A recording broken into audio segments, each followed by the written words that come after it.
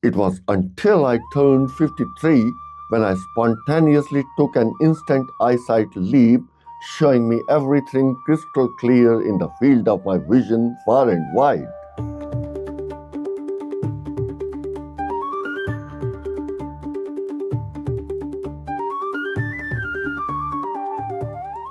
My name is Laadi Ojas. Welcome to Skeletal Leap, a living adventure. Skeletal Leap transforms one's life into a personal heaven. Today's episode will tell you how I coincidentally stumbled upon an instant miracle that changed my life forever as it turned into the seed that grew this huge tree of skeletal leap promising a heaven on earth. In fact, I will be sharing a bit of my past life that made this coincidental stumble so important for me to analyze it in its absolute depth. I couldn't believe my eyes as they instantly started seeing crystal clear far and wide. It was miraculous, rather magical. Let me first tell you the background of what suddenly had happened to me, and where, and when. I was born and brought up in Missouri, a hill station in the Himalayas situated in the state named Uttarakhand in India. At age 6, I was admitted to my first school. There, I soon discovered that I wasn't able to read what the teacher had written on the blackboard with my one eye closed. The other eye, however, could read it perfectly well. I shared this info with my parents, who took me to an optometrist. He checked my eyesight for distant vision and ascertained that my left eye needed a concave lens of power -5 diopter. The right eye needed none. It was fine, having 20/20 vision without any lens on it. The next day, he handed me a pair of spectacles with a -5 diopter lens for the left eye and a plain glass fitted for the right. He warned my parents that I should always keep wearing my spectacles, otherwise, my vision could go worse. I wore those glasses for one full day at school, but by the evening, I started feeling uncomfortable with them. I quietly put them in a drawer of my study table and went playing with my friends. As my overall sight was 20/20 courtesy my right eye, I didn't find any problem. I also quietly decided I wouldn't take my glasses to school as well. My parents reminded me once or twice, fearing my eyesight could go worse as the optometrist had warned. But when I didn't pay heed to them, they didn't take it much seriously too. My maternal uncle, a bodybuilder, come a boxer, come an athlete, who was also an extremely health conscious person, had his both eyes fitted with -5 diopter lenses on them. I used to see him trying all kinds of the so called natural methods to correct his eyesight without any success all his life. But it instilled a bug in my mind that it might be possible. Anyway, even if it was, it must have been shrouded in the mysterious details of the said natural methods. Fast forward, I stayed in the same school for 12 years.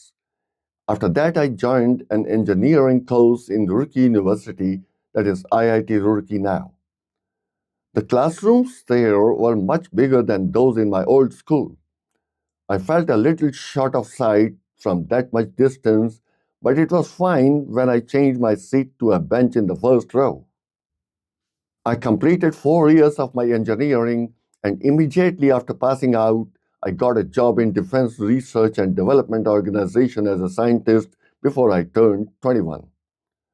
My posting was done at Defense Electronics Research Laboratory in Hyderabad, but I was supposed to get my medical examination done in Bhopal before I could join my job in Hyderabad.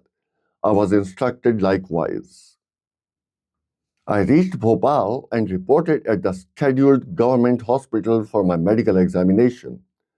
I was already aware that my eyesight would show a correction of -5 diopter in my left eye and none in the right. It wasn't an issue, and I was ready for it with my corresponding glasses. But what came out of the eyesight examination just astonished me. Neither of my eyes was 20/20 anymore. The left eye that was -5 diopter in my childhood had improved significantly and needed only -2.25 diopter correction now. But the right eye had worsened, needing a similar -2.25 diopter correction too. I immediately ordered a new pair of glasses and got through my medical examination. The ophthalmologist testing my eyes asked me why I didn't use glasses earlier. I told him I didn't because my right eye was 20/20 before, and I was able to see clear with its help. It was only my left eye that had posed a problem then. That's what happens when you don't use your prescribed glasses regularly. Look, how your right eye also developed myopia when you didn't use your glasses for your left eye all these years. Had you used them, it would have stayed where it was, he said.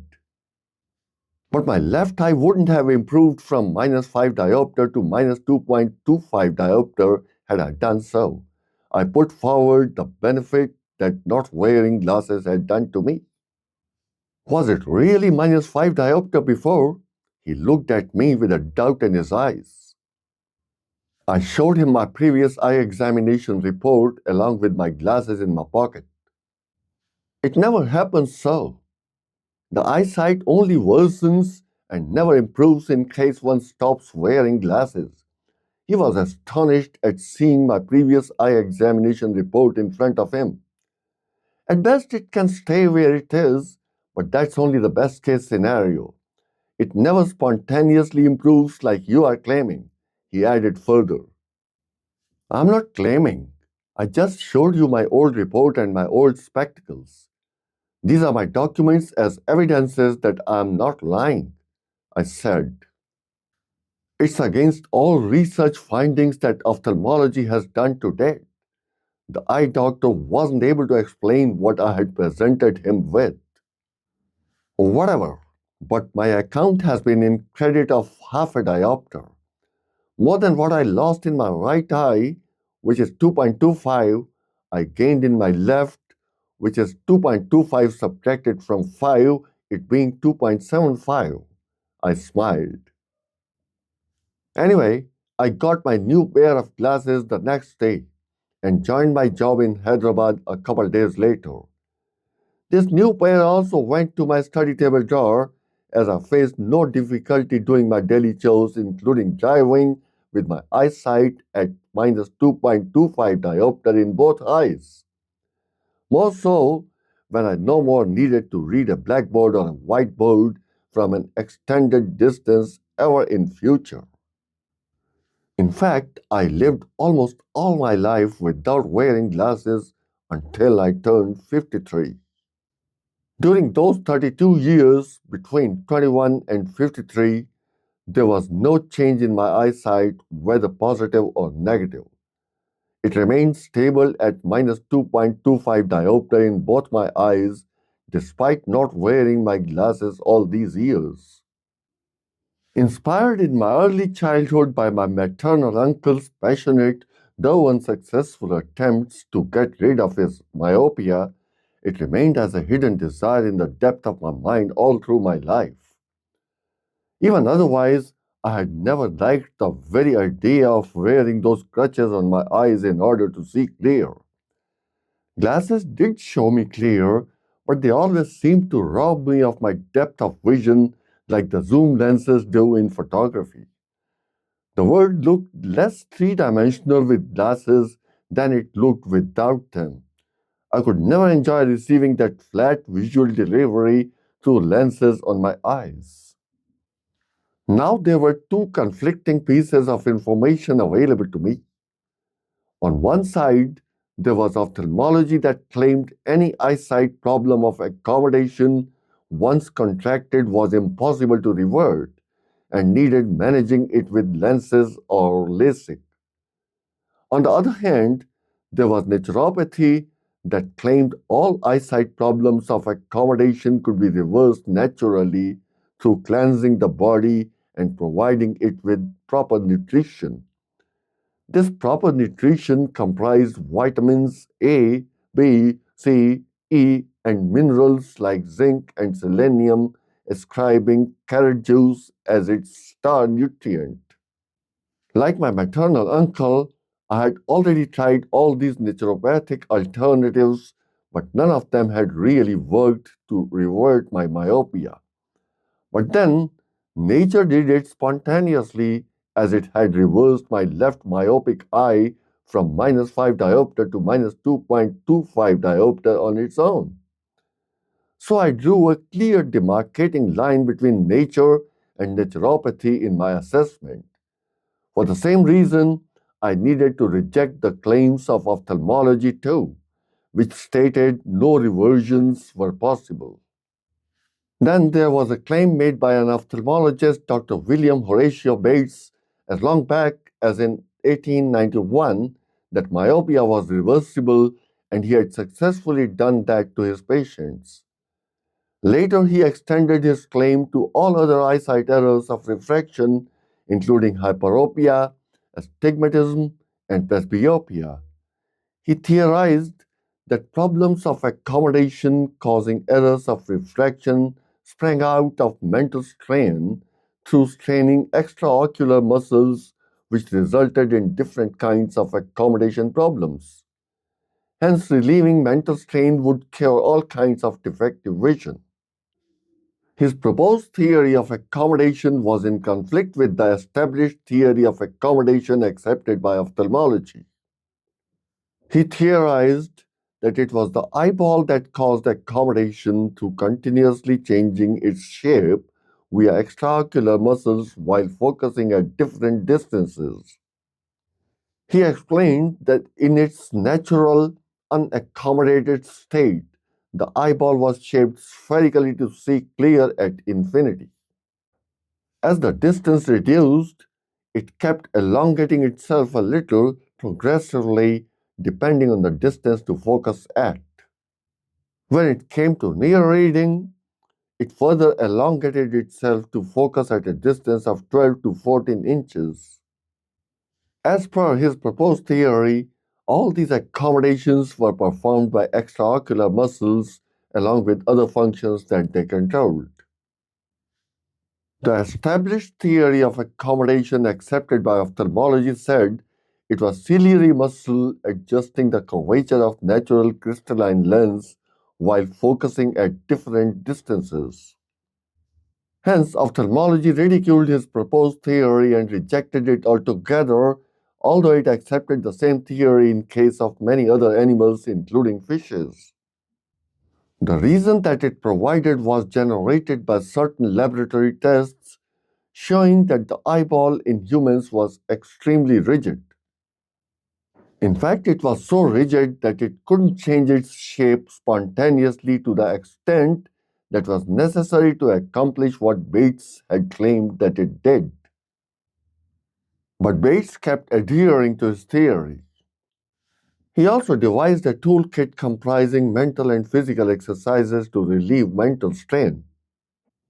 These exercises included palming, visualization, memory, imagination, swinging, eye movements, and sunning, including sun gazing.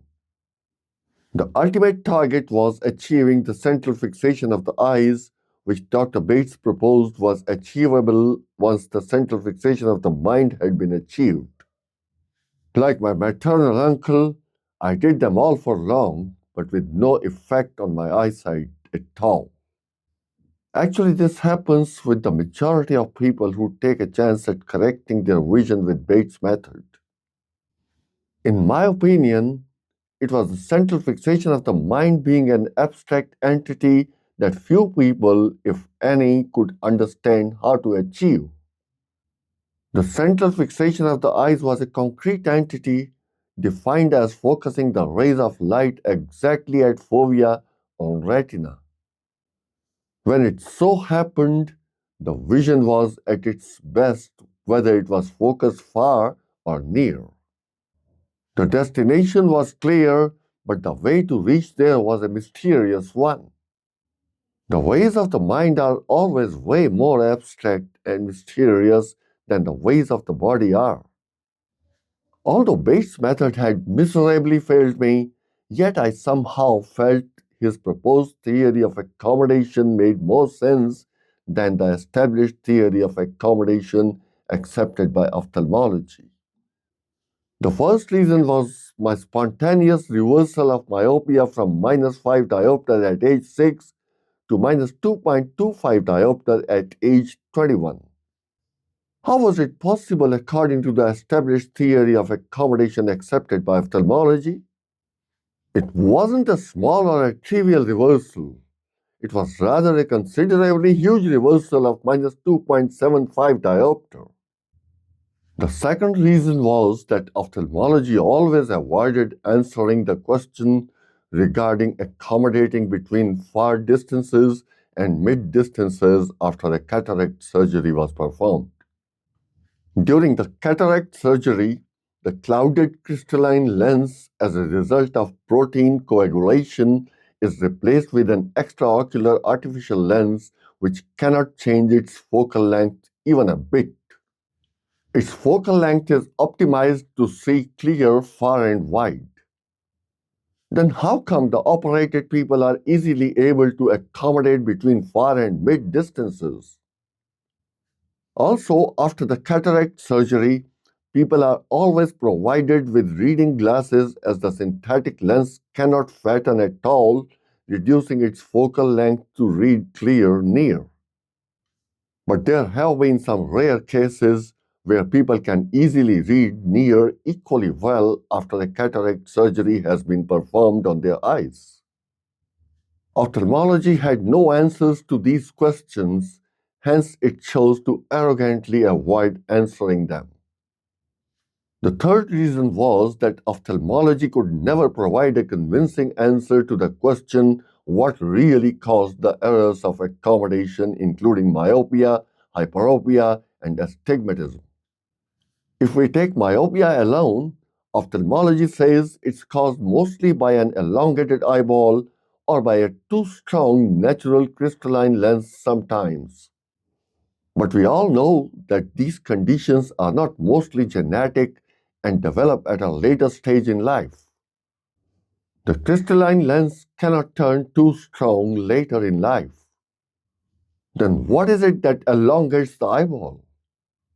They say it might be a lot of near reading at the cost of avoiding outside activities for long. But by its own submission, ophthalmology also admits that near reading is done by fattening the crystalline lens and not by elongating the eyeball. Then how come a lot of near reading at the cost of avoiding outside activities for long would set the eyeball in an elongated stance? Clearly, ophthalmology has no convincing answer for the etiology of the most common error of refraction affecting 22% of human population that counts 1.5 billion people worldwide at the moment. Same is the case with other errors of refraction as far as their etiologies are concerned. These were the reasons that made me side with Dr. Bates' proposed theory of accommodation rather than the established theory of accommodation accepted by ophthalmology. And it was despite Bates' method to reverse all errors of refraction had miserably failed me. But if his theory was right, his method couldn't have been totally wrong. Was there something that I was missing? Or else, was there something crucial that Dr. William Horatio Bates had missed in designing his method? At that tender age, I couldn't go much beyond this, but kept living my life without wearing glasses at all. It was until I turned 53 and entered the 54th year of my age when I spontaneously took an instant eyesight leap, showing me everything crystal clear in the field of my vision far and wide. This memoir of mine tells the story of the same instant eyesight leap that I took in all its minutest details. But it doesn't stop there. It proceeds further to scan yet unmapped and uncharted territories of human concern. Thanks for listening to this episode of Skeletal Leap, a living adventure. In the next episode, I will tell you how I finally cracked the code of instant visual acuity, showing me every single thing crystal clear in the field of my vision far and wide for the first time in my life. Be a part of Skeletal Leap community. Subscribe to Skeletal Leap newsletter. Click on the link in the description to subscribe